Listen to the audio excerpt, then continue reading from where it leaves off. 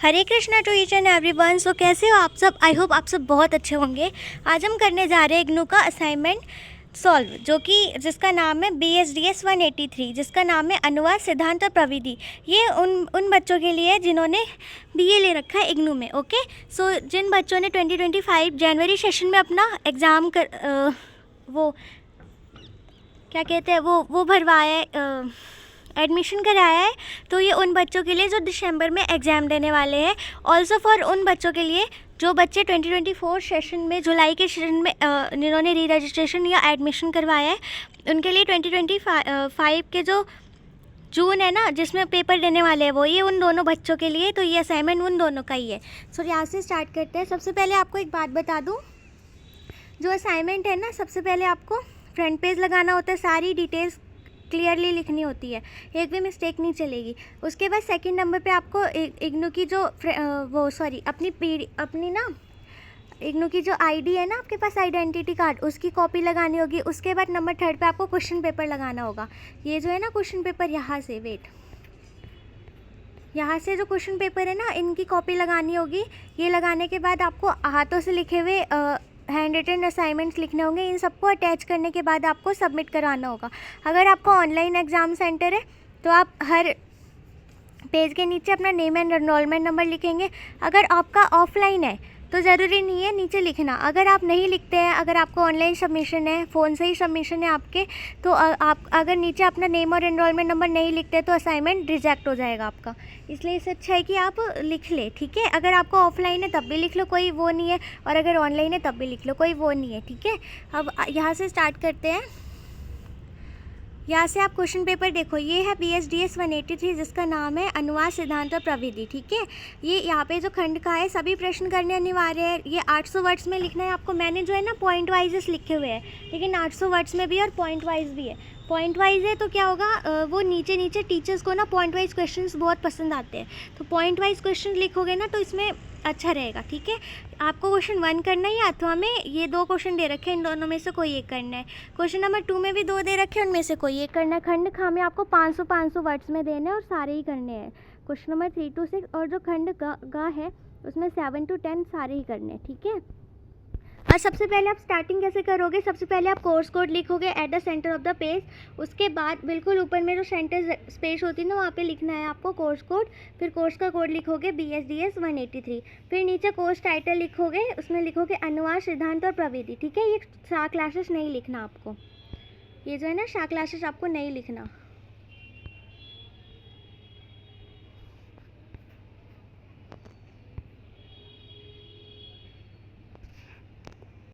Question number 1 लिखना है आपको, निम्नलिखित प्रश्नों के उत्तर 800 शब्दों में दीजिए। देन क्वेश्चन नंबर 1 लिखना है, मैं आपको 1 का करा रही हूँ आंसर, देन आप सेकंड का भी कर सकते हैं, ठीक है। अनुवाद को परिभाषित करते हुए विभिन्न अनुवादों चिंतकों के अनुसार अनुवाद के विभिन्न प्रकारों का विचार कीजिए, अथवा अनुवाद के स्वरूप और महत्व पर प्रकाश डालिए। तो आपको पहले ये वाला क्वेश्चन करना है, ये नहीं करना, ये अथवा वाला है, ठीक है। आपको बस ये वाला क्वेश्चन करना है। मैं आपको ये वाला क्वेश्चन करा रही हूँ, अथवा के बाद आप वो वाला भी कर सकते हैं, ठीक है। तो इसका आंसर यहाँ से स्टार्ट है। अनुवाद की परिभाषा और इससे विभिन्न प्रकार। नंबर 1 परिभाषा क्या है? अनुवाद का अर्थ है किसी पाठ्य संदर्भ को एक भाषा से दूसरी भाषा में इस प्रकार प्रस्तुत करना कि उसका अर्थ, भावना और संदर्भ पूरी तरह से स्पष्ट हो। अनुवाद न केवल भाषाओं के बीच संवाद का माध्यम है, बल्कि ये संस्कृति, विचारधारा और ज्ञान को साझा करने का महत्वपूर्ण उपकरण है। अनुवाद की विभिन्न चिंतकों के अनुसार। जॉर्ज स्टेनर, अनुवाद मूल भाषा और लक्ष्य भाषा के बीच का एक पुल है जो दोनों भाषाओं के बीच और संस्कृति को जोड़ता है। नंबर 2 रोमन जैकोब्सन, अनुवाद केवल शब्दों का नहीं बल्कि उसके संदर्भ और अर्थ का हस्तांतरण है। यूजेस नाइडा, अनुवाद में अर्थ की समानता सबसे महत्वपूर्ण है। इसका लक्ष्य पाठकों को वही अनुभव देना है जो मूल पाठ में निहित है। Number 4 Eugene नाइडा। नंबर 3 यही वाला है, ये नहीं करना आपको, सेम आ गए, ठीक है। अनुवाद के प्रकार को समझने के लिए इसे उद्देश्य, प्रक्रिया और शैली के आधार पर वर्गीकृत किया गया है। नंबर 1 लिटरेचर ट्रांसलेशन, साहित्यिक अनुवाद। आपकी मर्जी, आप इंग्लिश में लिखो तो इंग्लिश भी लिख सकते हो, हिंदी में भी है तो कोई बात नहीं।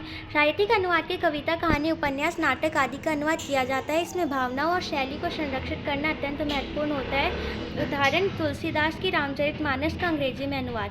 नंबर 2 इस तकनीकी अनुवाद, टेक्निकल ट्रांसलेशन। यह वैज्ञानिक, तकनीकी, चिकित्सा और अन्य व्यावसायिक ग्रंथों का अनुवाद है। इसमें सटीकता और स्पष्टता प्रमुख होती है। इसका उदाहरण है चिकित्सा उपकरणों के मैनुअल का अनुवाद। नंबर 3 शाब्दिक अनुवाद, लिटरल ट्रांसलेशन। इसमें मूल पाठ के हर शब्द का सीधे अनुवाद किया जाता है, हालांकि यह हमेशा संदर्भ के अनुकूल नहीं होता। उदाहरण, it is raining cats and dogs का शाब्दिक अनुवाद, यह बिल्लियाँ और कुत्ते बरस रहे हैं। नंबर 4 इज़ फ्री ट्रांसलेशन, भावानुवाद। ठीक है, इसमें शब्द से है अनुवाद के बजाय विचार और भाव का अनुवाद किया जाता है। उदाहरण, it is raining cats dogs का भावानुवाद, मूसलाधार बारिश हो रही है। नंबर 5 इज़ मशीन अनुवाद, मशीन ट्रांसलेशन। इसमें कंप्यूटर और कृत्रिम बुद्धिमत्ता के माध्यम से अनुवाद किया जाता है। For example Google translate. साहित्येतर अनुवाद, नॉन लिटरेचर ट्रांसलेशन, यह व्यावसायिक, कानून और राजनीतिक दस्तावेजों का अनुवाद होता है। उदाहरण, समझौता पत्र या संविदा का अनुवाद। नंबर 7 धार्मिक अनुवाद, रिलीजियस ट्रांसलेशन, धार्मिक ग्रंथों का अनुवाद जैसे गीता, बाइबल, कुरान आदि। इसमें भावनात्मक और सांस्कृतिक संवेदनशीलता का ध्यान रखना चाहिए। नंबर 8 सांस्कृतिक अनुवाद, कल्चरल ट्रांसलेशन। इसमें भाषा के साथ सभी संस्कृति की भी अनुवाद किया जाता है। उदाहरण, नमस्ते का उदाहरण हेलो से अधिक a gesture of greeting with folded hands हो सकता है। अनुवाद का महत्व भाषा और संस्कृति के आदान प्रदान में है। यह वैश्विक स्तर पर विचारों, ज्ञान और भावनाओं के संप्रेषण में सहायता करता है।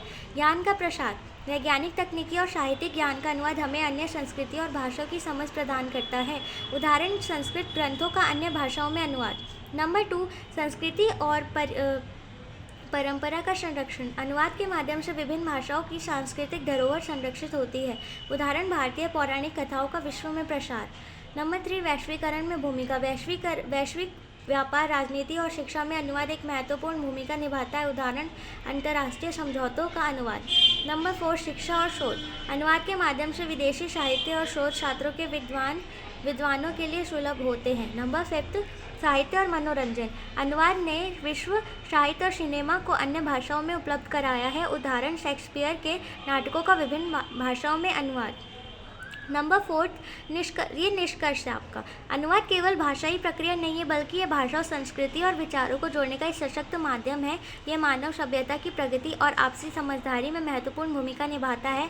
विभिन्न प्रकार के अनुवादों के माध्यम से हमें न केवल भाषा का ज्ञान मिलता है, बल्कि विभिन्न संस्कृति और उनके जीवन मूल्यों को भी समझने का अवसर प्राप्त होता है। ये क्वेश्चन नंबर 2 है जो अथवा में था।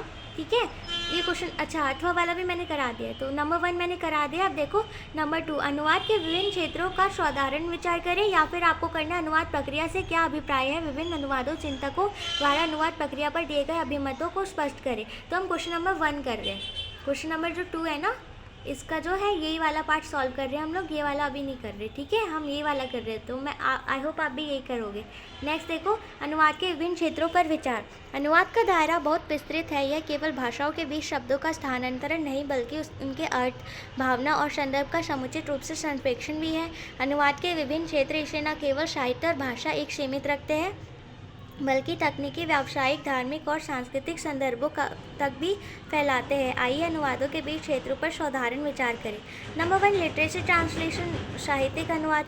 साहित्यिक अनुवाद में कविता, कहानी, उपन्यासों, नाटकों और अन्य साहित्यिक कृतियों का अनुवाद किया जाता है। यह अनुवाद शैली, भावना और संदर्भ के मूल पाठ के समान प्रस्तुत करने पर केंद्रित होता है। उदाहरण, रविन्द्रनाथ टैगोर की गीतांजलि का अंग्रेजी अनुवाद स्वयं टैगोर ने किया, जिससे उसे नोबेल प्राइज़ प्राप्त हुआ। शेक्सपियर के नाटकों का हिंदी में अनुवाद, जैसे जूलियस सीजर का अनुवाद जयचंद्र के रूप में।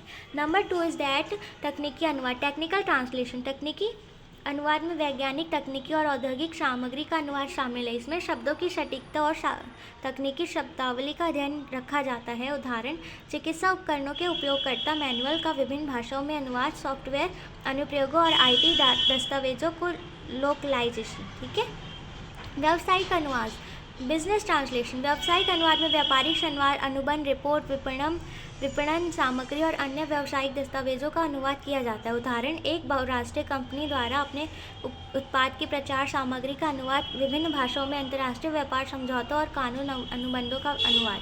नंबर 4 इज रिलीजियस ट्रांसलेशन, धार्मिक अनुवाद। ये क्षेत्र धार्मिक ग्रंथों और साहित्य के अनुवाद से संबंधित है।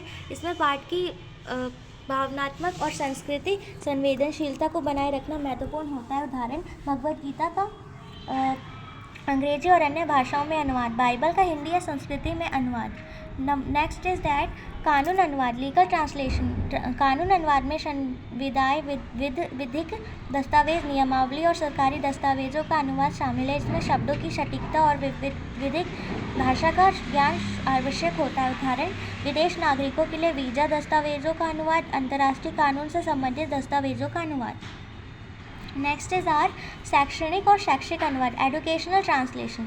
शैक्षिक सामग्री और अनुसंधान पात्रों का अनुवाद इस क्षेत्र का हिस्सा है। ये क्षेत्रों और शिक्षकों को विभिन्न भाषाओं के ज्ञान का लाभ उठाने में सहायक करता है। उदाहरण, अंतर्राष्ट्रीय शोध पत्रों का हिंदी में अनुवाद, विदेशी भाषाओं में पाठ्यक्रम सामग्री का अनुवाद। नंबर 7 इज आर सांस्कृतिक अनुवाद, कल्चरल ट्रांसलेशन।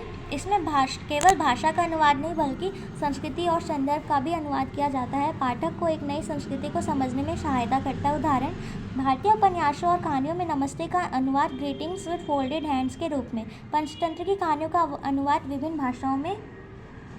नंबर 8 मीडिया और मनोरंजन अनुवाद, media and entertainment translation. Media और मनोरंजन उद्योग में अनुवाद का उपयोग फिल्म, टीवी शो, विज्ञापनों और समाचारों के अनुवाद में किया जाता है। उदाहरण, विदेशी फिल्मों में डबिंग और सबटाइटलिंग, भारतीय टीवी शो का अंग्रेजी या अन्य भाषाओं में अनुवाद। नंबर 9 मशीन अनुवाद, मशीन ट्रांसलेशन। यह कृत्रिम बुद्धिमत्ता और कंप्यूटर प्रौद्योगिकी का उपयोग करके अनुवाद किया जाता है। यह तेज़ी से अनुवाद करने में सहायक है, लेकिन इसमें मानवीय संवेदनाओं और संदर्भ की कमी हो सकती है। उदाहरण, गूगल ट्रांसलेट द्वारा तत्काल अनुवाद, बड़े दस्तावेजों पर CAT computer assisted translation tools का उपयोग कर अनुवाद। नंबर 33 स्वास्थ्य और चिकित्सा अनुवाद, मेडिकल ट्रांसलेशन। चिकित्सा अनुवाद में मेडिकल रिपोर्ट, दवाओं और उपयोग के निर्देश और चिकित्सा अनुसंधान सामग्री का अनुवाद किया जाता है। इसे सटीकता अत्यंत आवश्यक है। उदाहरण, विदेशी डॉक्टरों के लिए मरीज की मेडिकल रिपोर्ट का अनुवाद, फार्मास्यूटिकल पदार्थों के निर्देश पुस्तिकाओं का अनुवाद। नंबर 11 इज वैज्ञानिक अनुवाद, साइंटिफिक ट्रांसलेशन। वैज्ञानिक अनुसंधान, प्रयोगशाला रिपोर्ट और लेखों का अनुवाद इसमें शामिल है। इसमें तकनीकी शब्दावली का विशेष ध्यान रखा जाता है। Next is our question number 3। ये जो है ना, आपको यहाँ से सारे करने हैं। आपको क्वेश्चन नंबर 3 इसमें अथवा नहीं आएगा।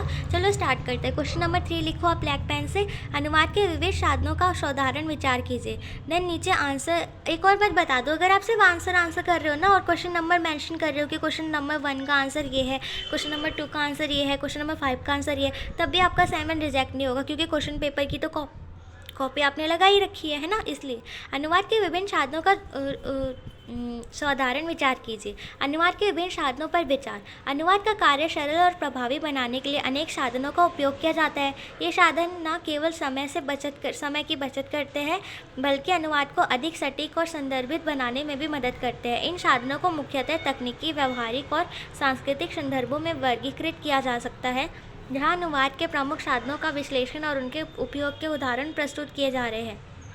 नंबर 1 इज़ मानवीय अनुवाद, ह्यूमन ट्रांसलेशन। ये अनुवाद का सबसे पुराना और पारंपरिक साधन है। इसमें एक व्यक्ति द्वारा शोध भाषा से लक्ष्य भाषा में अनुवाद किया जाता है। विशेषताएं, सटीकता और संवेदनशीलता का ध्यान रखा जाता है। संदर्भ और सांस्कृतिक विविधताओं का समुचित समायोजन। उदाहरण, साहित्यिक अनुवाद जैसे गीतांजलि का अंग्रेजी अनुवाद, कानूनी दस्तावेजों और व्यावसायिक समझौतों का अनुवाद। Number 2 is machine translation, machine अनुवाद। यह अनुवाद कंप्यूटर और कृत्रिम बुद्धिमत्ता AI के माध्यम से किया जाता है। ये बड़े पैमाने और तीव्र अनुवाद कार्य के लिए उपयुक्त है। प्रकार है इसके मशीन ट्रांसलेशन, ये वही वाली लाइन है, ये नहीं लिखनी है आपको, यहाँ से लिखना आप। रूल बेस्ड ट्रांसलेशन, बेस्ड है वो। रूल बेस्ड ट्रांसलेशन भाषाई नियमों और शब्दावली के आधार पर। स्टैटिस्टिकल ट्रांसलेशन, सांख्यिकीय आंकड़ों का उपयोग। न्यूरल मशीन ट्रांसलेशन, गहन शिक्षण, डीप लर्निंग पर आधारित। उदाहरण, गूगल ट्रांसलेशन भाषाओं के बीच त्वरित अनुवाद, माइक्रोसॉफ्ट ट्रांसलेशन व्यावसायिक उद्देश्यों के लिए। नेक्स्ट है number 3 CAT tools, computer assisted translation tools. CAT tools का उपयोग करके अनुवाद कार्य को आसान और अधिक संगठित बनाने के लिए किया जाता है। ये उपकरण अनुवादक को संदर्भित सामग्री, शब्दकोश और पूर्व अनुवादित सामग्री का उपयोग करने में सहायता करते हैं। उदाहरण, SDL ट्रेडो स्टूडियो, ये सबसे लोकप्रिय कैट टूल है जो शब्दावली प्रबंधन और अनुवाद मेमोरी का समर्थन करता है। मेमो क्यू टीम आधारित अनुवाद परियोजना के लिए है। नंबर 4 इज ट्रांसलेशन मेमोरी, अनुवाद मेमोरी। ये एक डेटा बेस है जो पहले किए गए अनुवादों संरक्षित करता है। ये समान या संबंधित वाक्यांश अनुवादित किए जाते हैं। यह उपकरण उपयोगकर्ता को सुझाव देता है। उदाहरण, एक बड़ी पुस्तक श्रृंखला का अनुवाद करते समय पूर्व में अनुवादित सामग्री का पुनः उपयोग। देन नंबर 5 इज शब्दकोश और थिसॉरस, डिक्शनरीज एंड थिसॉरी। ओके, यह पारंपरिक और ऑनलाइन दोनों रूपों में उपलब्ध है। ये विशेष रूप से कठिन शब्दों और उनके संदर्भ को समझने के लिए उपयोगी है। उदाहरण, ऑक्सफोर्ड डिक्शनरी या मैरियम वेबस्टर का उपयोग, गूगल का ऑनलाइन शब्दकोश। देन शब्दावली प्रबंधन प्रणाली, टर्मिनोलॉजी मैनेजमेंट सिस्टम। विशिष्ट क्षेत्रों में चिकित्सा, तकनीकी और कानूनी अनुवाद में सटीक शब्दावली का प्रबंधन करना आवश्यक है। उदाहरण, टर्म बेस, विशिष्ट शब्दावली डेटाबेस, चिकित्सा दस्तावेजों में चिकित्सा शब्दों का उपयोग। नेक्स्ट देखो नंबर 7 पे सबटाइटलिंग और ऑडियो अनुवाद उपकरण। मीडिया और मनोरंजन उद्योग में सबटाइटल और वॉइस ओवर के लिए उपयोग उपकरणों का उपयोग किया जाता है। उदाहरण, एगीसब सबटाइटल अनुवाद के लिए, फिल्मों और डॉक्यूमेंट्री के लिए वॉइस ओवर। नंबर 8 सांस्कृतिक संदर्भ उपकरण, कल्चरल कॉन्टेक्स्ट टूल्स। इनका उपयोग उन शब्दों और वाक्यांशों के लिए अनुवाद के लिए किया जाता है जो सांस्कृतिक रूप से विशिष्ट होते हैं। उदाहरण, नमस्ते का अनुवाद ग्रीटिंग्स विद फोल्डेड हैंड्स के रूप में। भारतीय संदर्भों में साड़ी का अनुवाद traditional Indian attire for women. Number 9 is mobile application और ऑनलाइन प्लेटफॉर्म। इनका उपयोग दैनिक संवादों और छोटे अनुवादों के लिए किया जाता है। उदाहरण, गूगल लेंस किसी छवि में लिखित भाषा का अनुवाद, ड्यूओलिंगो भाषा सीखने और अनुवाद के लिए। निष्कर्ष, इस क्वेश्चन का निष्कर्ष आ गया कंक्लूजन। अनुवाद के विभिन्न साधन आधुनिक तकनीकी प्रगति और मानव विशेषज्ञता का एक अनूठा संयोजन है। ये साधन न केवल अनुवाद की गुणवत्ता में सुधार करते हैं बल्कि इसे अधिक तीव्र और प्रभावी बनाते हैं। यही साधन का चयन अनुवाद के उपयोग और क्षेत्र के आधार पर किया जाना चाहिए। इससे अनुवाद कार्य अधिक सटीक और सांस्कृतिक रूप से संवेदनशील हो सकता है। अब क्वेश्चन नंबर 4 है, ज्ञानात्मक और सृजनात्मक साहित्यानुवाद में समानता और अंतर को स्पष्ट करना है। इसका आंसर यहाँ से लिखेंगे आप। ज्ञानात्मक और सृजनात्मक साहित्यानुवाद साहित्य अनुवाद की दो प्रमुख विधाएं हैं जो एक ही प्रक्रिया में विभिन्न पक्षों को प्रतिबंधित करती है। दोनों विधाएं अपने उद्देश्य, प्रक्रिया और प्रगति के भिन्न होते हुए भी एक दूसरे से जुड़े हुए हैं। नीचे इन दोनों प्रकारों में समानता और अंतरों का विश्लेषण किया गया है। समानताएं, नंबर 1 इज भाषा और संस्कृति का स्थानांतरण। दोनों प्रकारों के अनुवाद में स्रोत भाषा और लक्ष्य भाषा के बीच संवाद स्थापित करना आवश्यक है। इसमें स्रोत भाषा की संस्कृति, संदर्भ और अर्थ को लक्ष्य भाषा से सही ढंग से प्रस्तुत किया जाता है। नेक्स्ट देखो, डरा दिया इनकी शोध सामग्री की व्याख्या। हाँ, दोनों विधाओं में शोध सामग्री को समझना और उसका सही अर्थ निकालना अनिवार्य है। ताओ एंटी मेहंदी लगा लिया आपने। ज्ञानात्मक अनुवाद में सामग्री की सटीकता पर जोर दिया जाता है जबकि सृजनात्मक अनुवाद में लेखक की शैली और भावनाओं को बनाए रखने का प्रयास किया जाता है। नंबर 3 इस भाषाई कौशल की आवश्यकता। अनुवादक को दोनों भाषाओं का समान अधिकार होना चाहिए, चाहे ज्ञानात्मक हो या सृजनात्मक। अनुवादक को अर्थ के रूप में शब्दों के अर्थ, व्याकरण और शैलीगत पहलुओं को ज्ञान होना चाहिए।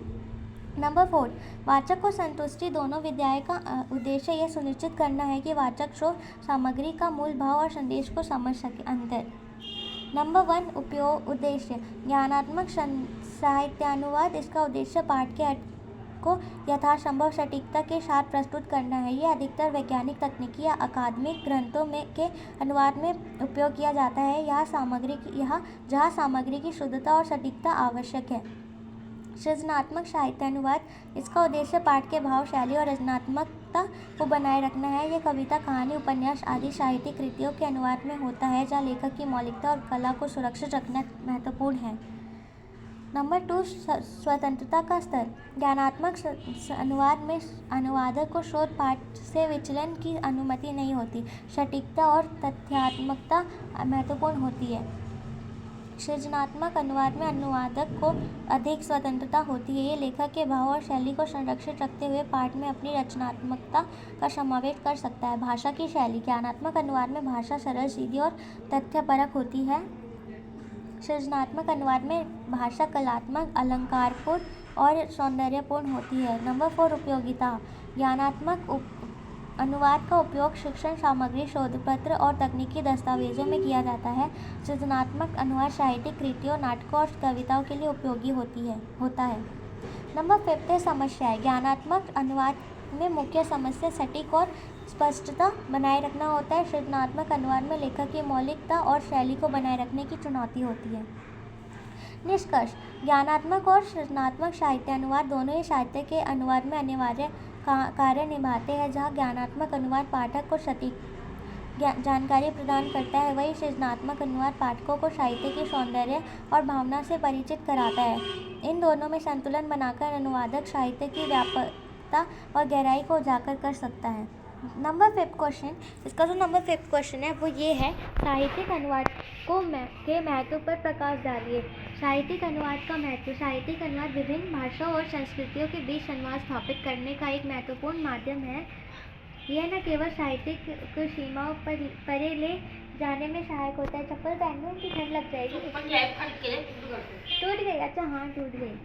हाँ, बल्कि विश्व में सांस्कृतिक आदान प्रदान को भी बढ़ावा देता है। साहित्यिक अनुवाद का महत्व विभिन्न स्तरों पर देखा जा सकता है, जिसमें व्यक्तिगत, सामाजिक, सांस्कृतिक और वैश्वीकरण दृष्टिकोण शामिल है।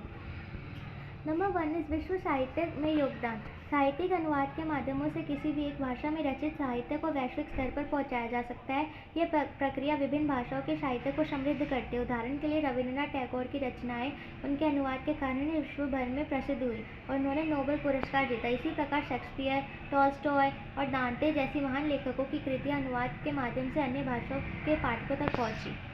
नंबर 2 सांस्कृतिक आदान प्रदान। साहित्यिक अनुवाद के माध्यम से विभिन्न संस्कृतियों के विचार, परंपराएं और मूल अन्य समाजों तक पहुंचते हैं। यह न केवल पाठकों को विभिन्न समाजों की जीवन शैली और सोचने के तरीकों को समझने में मदद करता है, बल्कि आपसी सहिष्णुता और सह अस्तित्व की भावना को भी प्रोत्साहित करता है। अनुवाद की यह भूमिका वैश्विक सांस्कृतिक एकता के लिए अत्यधिक महत्वपूर्ण है।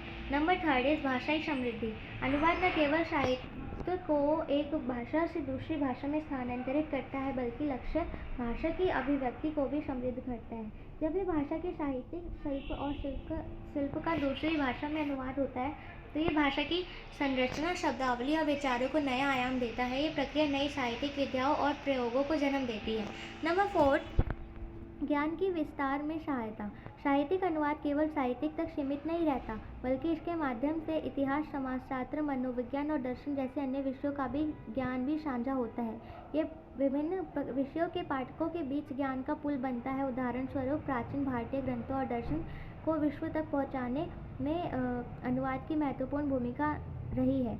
नंबर 5 साहित्यिक धरोहर का संरक्षण। साहित्यिक अनुवाद कई बार विलुप्तप्राय भाषाओं और ग्रंथों के बीच में सहायक होता है। जिन भाषाओं के बोलने वाले कम हैं, उनके साहित्य का अनुवाद उनके दूसरे समाजों तक पहुंचता है और उस साहित्यिक धरोहर को संरक्षित करता है। नंबर 6 समानता और समावेशिता का माध्यम। अनुवाद के माध्यम से उन पाठकों की साहित्य पहुंचता है जो मूल भाषा को समझने के लिए असमर्थ होते हैं। ये सभी को समान अवसर प्रदान करता है, चाहे वे व्यक्ति किसी भी भाषा या क्षेत्र के संबंधित हो। इसका निष्कर्ष ये रहा, साहित्यिक अनुवाद केवल भाषाओं का आदान प्रदान नहीं है, बल्कि यह वैश्विक समाज को एकजुट करने का माध्यम है। यह विभिन्न संस्कृतियों, भाषाओं और विचारधाराओं को जोड़कर मानवता की साझा धरोहर को समृद्ध करता है। साहित्यिक भाषा की इस प्रक्रिया को बढ़ावा देना सांस्कृतिक, बौद्धिक और सामाजिक विकास के लिए अत्यधिक आवश्यक है। नंबर 6 क्वेश्चन नंबर 6 आपका ये है, प्रशासनिक कार्य में अनुवाद की विभिन्न आवश्यकता पर चर्चा कीजिए। प्रशासनिक कार्यों के अनुवाद की आवश्यकता। प्रशासनिक कार्य किसी भी देश की सुचारू व्यवस्था और शासन प्रणाली के संचालन के लिए अनिवार्य है। विविध भाषाई, सांस्कृतिक और सामाजिक परिवेश वाले देशों में प्रशासनिक कार्यों में अनुवाद का महत्व अत्यधिक बढ़ जाता है। अनुवाद के माध्यम से प्रशासनिक कार्य को पारदर्शी, समावेशी और प्रभावी बनाया जा सकता है। ये सरकारी नीतियों, आदेशों और सूचनाओं को भी सभी नागरिकों तक पहुंचाने में सहायक होता है। नेक्स्ट नंबर 1 पॉइंट इज बहुभाषी समाज में सुगम संचार। भारत जैसे बहुभाषी देश में जहाँ संविधान द्वारा 22 भाषाओं को मान्यता प्राप्त है, अनुवाद की आवश्यकता और भी महत्वपूर्ण हो जाती है। प्रशासनिक दस्तावेज, सरकारी अधिसूचनाएं, योजनाएं और रिपोर्टों अनुवाद के माध्यम से विभिन्न भाषाओं में उपलब्ध कराई जाती है, जिससे सभी नागरिक अपनी भाषा में जानकारी प्राप्त कर सके। यह प्रशासनिक प्रक्रियाओं को प्रभावी और लोकतांत्रिक बनाता है।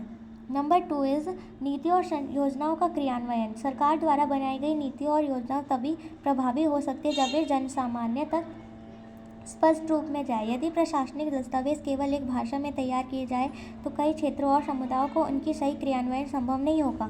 अनुवाद इन नीतियों और योजनाओं को स्थानीय भाषा में उपलब्ध कराता है, जिससे उनकी पहुंच और प्रभाव बढ़ता है। नंबर 3, न्यायिक और विधिक प्रक्रिया में सहायता। न्याय और विधिक प्रक्रिया में अनुवाद की सहायता महत्वपूर्ण है। संविधान, कानून, अदालती फैसले और सरकारी आदेशों को स्थानीय भाषाओं में अनुवादित करना आवश्यक है ताकि नागरिकों को उनके अधिकार और कर्तव्यों की जानकारी हो। अनुवाद न केवल नागरिकों की जागरूक बनाता है बल्कि न्याय तक उनकी पहुंच को भी सुनिश्चित करता है। नंबर 4, प्रशासनिक पारदर्शिता। अनुवाद प्रशासनिक कार्यों में पारदर्शिता लाने का एक महत्वपूर्ण उपकरण है। जब सरकारी आदेश और योजनाएं जन सामान्य में भाषा में उपलब्ध होती है तो लोग बेहतर तरीके से समझ पाते हैं कि उनके लिए क्या किया जा रहा है। इससे प्रशासनिक प्रक्रिया पर नागरिकों का विश्वास बढ़ता है। नंबर 5 इज डिजिटल युग में प्रशासन और अनुवाद। डिजिटल युग में गवर्नेंस और ऑनलाइन सेवाओं का बढ़ता उपयोग प्रशासनिक कार्यों में अनुवाद की आवश्यकता की ओर अधिक प्रासंगिक बनाता है। सरकारी वेबसाइटों, पोर्टलों और मोबाइल एप्लीकेशनों को बहुभाषीय बनाना अनिवार्य हो गया है। इसके माध्यम से नागरिकों को उनकी भाषा में सेवा प्रदान की जाती है, जिससे डिजिटल समावेशिता सुनिश्चित होती है। नंबर 6, आपदा प्रबंधन और अनुवाद। आपदा प्रबंधन और राहत कार्यों में अनुवाद की भूमिका महत्वपूर्ण है। संकट के समय प्रशासनिक सूचनाएं और चेतावनी और नागरिकों तक उनकी भाषा में पहुंचना आवश्यक है ताकि लोग सही निर्णय ले सके और संकट से बच सके। नंबर 7 इज अंतर्राष्ट्रीय संबंध और अनुवाद। प्रशासनिक स्तर पर अनुवाद की आवश्यकता केवल राष्ट्रीय स्तर पर तक सीमित नहीं है। अंतर्राष्ट्रीय संधियां, समझौते और शिखर सम्मेलन में विभिन्न भाषाओं का अनुवाद अनिवार्य होता है ताकि देशों के बीच संवाद और सहयोग प्रभावी हो सके। निष्कर्ष, प्रशासनिक कार्यों में अनुवाद की आवश्यकता प्रशासन और समावेशी, पारदर्शी और सुचारू बनाने में महत्वपूर्ण भूमिका निभाती है। ये न केवल जन सामान्य और सरकार के बीच संचार को सशक्त बनाता है बल्कि राष्ट्रीय और अंतर्राष्ट्रीय स्तर पर प्रशासनिक दक्षता को भी बढ़ावा देता है। बहुभाषी समाज में अनुवाद के महत्व को समझते हुए ये प्रशासनिक प्रक्रिया का अभिन्न हिस्सा बनाया जाना चाहिए। ये है खंड ख। ठीक है, खंड ख में आपको निम्नलिखित प्रश्नों के उत्तर सिर्फ 200 शब्दों में देने हैं। ठीक है, तो क्वेश्चन नंबर 7, राजभाषा संबंधी उपबंधों के क्रियान्वयन हेतु अनुवाद प्रशिक्षण की क्या व्यवस्था की गई है। राजभाषा संबंधी उपबंधों के क्रियान्वयन हेतु अनुवाद प्रशिक्षण की व्यवस्था। संविधान के अनुच्छेद 343 से 351 तक राजभाषा संबंधित उपबंध दिए गए हैं, जिनके अनुसार हिंदी को राजभाषा के रूप में स्थापित किया गया है। हालांकि प्रशासनिक कार्यों में अंग्रेजी और अन्य क्षेत्रीय भाषाओं के उपयोग के कारण अनुवाद की आवश्यकता बनी रहती है। इन उपबंधों के क्रियान्वयन को सुचारू रूप से लागू करने और सरकारी कर्मचारियों को सक्षम बनाने के लिए विशेष अनुवाद प्रशिक्षण की आवश्यकता होती है। भारत सरकार ने केंद्रीय हिंदी प्रशिक्षण संस्थान CHTI और विभिन्न राजभाषा विभागों के माध्यम से अनुवाद प्रशिक्षण कार्यक्रम शुरू किए हैं। इन प्रशिक्षणों का उद्देश्य कर्मचारियों को तकनीक, शब्दावली, व्याकरण और अनुवाद प्रक्रिया से निपुण बनाना है। इसके अंतर्गत नियमित और विशेष प्रशिक्षण सत्र आयोजित किए जाते हैं, जिनमें सरकारी दस्तावेजों, नियमों, नीतियों और अधिसूचनाओं के अनुवाद पर ध्यान केंद्रित किया जाता है। डिजिटल युग को ध्यान में रखते हुए कंप्यूटर अनुवाद सॉफ्टवेयर और तकनीकों के उपयोग का भी प्रशिक्षण दिया जा रहा है। इन व्यवस्थाओं के माध्यम से अनुवाद को सरल, सटीक और समयबद्ध बनाया जाता है, जिससे राजभाषा संबंधी उपबंधों का प्रभावी क्रियान्वयन सुनिश्चित हो सके। देन क्वेश्चन नंबर 8 है हमारा, पारिभाषिक शब्दावली और अर्थ और स्वरूप को स्पष्ट कीजिए। इसका आंसर है पारिभाषिक शब्दावली का अर्थ और स्वरूप। पारिभाषिक शब्दावली उन विशेष शब्दों और अभिव्यक्तियों का समूह होती है जो किसी विशेष क्षेत्र, विषय या अध्ययन के लिए प्रयोग किए जाते हैं। ये शब्द आमतौर पर उन क्षेत्र से जुड़े होते हैं जो सामान्य भाषा में प्रयोग नहीं होते या उनकी समान अर्थ से कुछ अलग अर्थ होते हैं। पारिभाषिक शब्दावली का मुख्य उद्देश्य विभिन्न विशिष्ट ज्ञान और विचारों को सटीकता और स्पष्ट रूप से व्यक्त करना होता है, ताकि विशेष विषय में कार्य करने वाले लोग आपस में बेहतर संवाद कर सकें। देन यहाँ पे पारिभाषिक शब्दावली के स्वरूप में तकनीकी, वैज्ञानिक, विधिक, चिकित्सा, शैक्षिक आदि विभिन्न क्षेत्रों के शब्द आते हैं।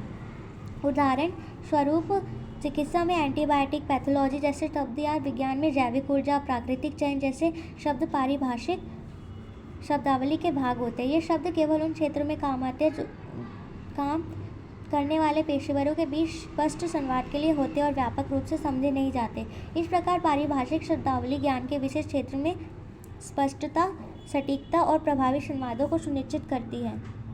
अब क्वेश्चन नंबर 9 है ये कि वैज्ञानिक तथा अन्य शब्दावली निर्माण के सिद्धांत को संक्षेप में समझाइए। वैज्ञानिक और तकनीकी शब्दावली निर्माण के सिद्धांत। वैज्ञानिक और तकनीकी शब्दावली निर्माण एक प्रक्रिया है जिसके तहत किसी विशेष क्षेत्र में उपयोग होने वाले एक नए और कठिन शब्दों को सरल, सटीक और समझने योग्य के रूप में प्रस्तुत किया जाता है। इसके कुछ प्रमुख सिद्धांत निम्नलिखित है। नंबर 1, सटीकता और स्पष्टता। शब्दावली के प्रयुक्त शब्दों का अर्थ स्पष्ट और सटीक होना चाहिए ताकि किसी भी भ्रम की स्थिति से बचा जा सके। यह सुनिश्चित करता है कि विज्ञान और तकनीकी जानकारी बिना किसी विकृति के साझा हो। विस्तारशीलता। शब्दावली का स्वरूप ऐसा होना चाहिए कि वह समय के साथ विकसित हो सके और नए वैज्ञानिक या तकनीकी परिवर्तनों को समाहित कर सके। नंबर 3, सरलता। जटिल और कठिन शब्दों के स्थान पर सरल और सामान्य भाषा का प्रयोग किया जाना चाहिए जिससे अधिक से अधिक लोग उसे समझ सके। अनुवादक की भूमिका। अनुवादक जो हमेशा मूल शब्द के संदर्भ और अर्थ को समझकर अनुवाद करना चाहिए ताकि यह सुनिश्चित किया जा सके कि शब्दावली की सटीकता बनी रहे। नंबर 5, स्थानीयकरण। शब्दों का चयन इस प्रकार किया जाए जिससे स्थानीय या क्षेत्रीय भाषाओं में भी उनकी समझ बनी रहे और वे सरलता से उपयोग किए जा सके। इन सिद्धांतों के आधार पर वैज्ञानिक और तकनीकी शब्दावली का निर्माण सुनिश्चित करता है कि ज्ञान का प्रसार और आदान प्रदान प्रभावी रूप से किया जा सके। क्वेश्चन नंबर 10, प्रशासनिक पत्राचार के विभिन्न प्रकारों का संक्षेप में विचार कीजिए। इसका आंसर है प्रशासनिक पत्राचार के विभिन्न प्रकार। प्रशासनिक पत्राचार सरकारी और प्रशासनिक कार्यों के संचालन में महत्वपूर्ण भूमिका निभाता है। ये सरकारी संस्थाओं, अधिकारियों और जनता के बीच संवाद स्थापित करने का एक सशक्त माध्यम है। प्रशासनिक पत्राचार के मुख्य प्रकार निम्नलिखित है। नंबर 1, आधिकारिक पत्र। यह सरकारी कामकाजी पत्र होते हैं जो एक संस्था या विभाग से दूसरे विभाग या व्यक्ति को भेजे जाते हैं। इनका उद्देश्य सूचना देना, निर्देश देना या किसी कार्य के लिए आदेश देना होता है। नंबर 2, सूचना पत्र, मेमोरेंडम। यह छोटे औपचारिक पत्र होते हैं जो कर्मचारियों, विभागों या संस्थाओं को किसी विशेष सूचना या निर्देश को संप्रेषित करने के लिए उपयोग किए जाते हैं। नंबर 3, प्रेषण पत्र। इसे किसी दस्तावेज या सामग्री को एक व्यक्ति से दूसरे व्यक्ति या विभाग में भेजने के लिए लिखा जाता है। इसका उद्देश्य किसी दस्तावेज या सामग्री के हस्तांतरण की सूचना देना होता है। नंबर 4, विवरण पत्र। यह पत्र किसी विशिष्ट मुद्दे या घटना के बारे में विशिष्ट जानकारी के लिए लिखा जाता है। नंबर 5, उत्तर पत्र। यह पत्र किसी पहले भेजे गए पत्र का उत्तर होता है जिसे पूछे गए सवाल का समाधान या निर्देश दिए जाते हैं। देन इन प्रकारों के माध्यम से प्रशासनिक कार्यों को सुचारू रूप से चलाया जाता है और सरकारी निर्णयों को सूचनाओं और आदान प्रदान किया जाता है। ठीक है। और अगर if you need IGNOU assignment, contact with that number. इस नंबर पे आपको कॉन्टैक्ट के असाइनमेंट्स मिल जाएंगे हैंड रिटन बनाए हुए। ठीक है। आपको ऑनलाइन चाहिए ऑनलाइन मिल जाएंगे, आपको ऑफलाइन चाहिए तो वो भी मिल जाएंगे। आपको कोरियर भी होता है हमारे यहाँ, है ना। और अगर आपको स्कैन PDF चाहिए तो 30 रुपये पर असाइनमेंट है और हैंड रिटन का रेट है 300 पर असाइनमेंट। ओके। सो मिलते हैं बाद में इस वीडियो के एंड में। बाय।